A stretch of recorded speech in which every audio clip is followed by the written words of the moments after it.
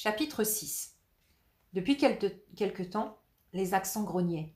Ils se sentaient malem, dédaigne, méprise. À l'école, les enfants ne les entendaient presque plus.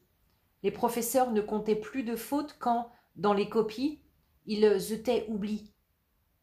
Chaque fois que j'en croisais un dans la rue, un aigu, un grave, un circonflexe, il me menaçait. Notre patience a des limites, Don Luis. Un jour, nous ferons la grève. Attention, Don Luis, notre nature n'est pas si douce qu'il y paraît. Nous pouvons causer de grands désordres. Je ne les prenais pas au sérieux, je me moquais. Une grève, allons donc. Et qui ça dérangerait, une grève des accents? Je sentais bien monter leur colère. Je ne croyais pas qu'ils préparaient quelque chose. J'en suis certain, quand j'y pense, c'est l'affaire des ordinateurs qui a tout déclenché. Dis-moi, Jeanne, tu ne voudrais pas aller me chercher une petite bière? Les aveux, ça donne soif.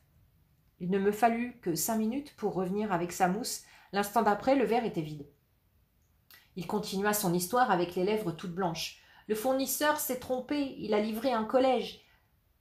Il a livré au collège des ordinateurs de langue anglaise, aucun accent sur le clavier. Nos amis se sont rués chez moi, j'ai eu le tort, le très grand tort, de ne pas les prendre au sérieux. J'ai eu le tort, le très grand tort, de leur dire qu'il valait mieux des ordinateurs sans accent que pas d'ordinateurs. Ils m'ont fait la leçon et puis ils m'ont insulté. Chaque langue a sa logique, Don Luis. Libre à l'anglaise et à l'américaine de vivre sans accent. Mais toi, tu nous as trahis. Dorénavant, c'est la guerre.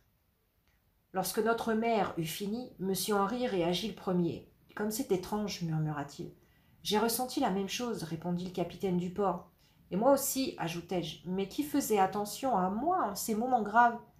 Ils se sont expliqués. J'ai hoché la tête. Ils parlaient pour moi. Nous avions moins écouté l'histoire de Don Luis que frissonné en entendant ces phrases auxquelles manquaient les accents. Leur absence éteignait les mots. On aurait dit que notre langue française avait soudain perdu tout élan, tout éclat, toute lumière.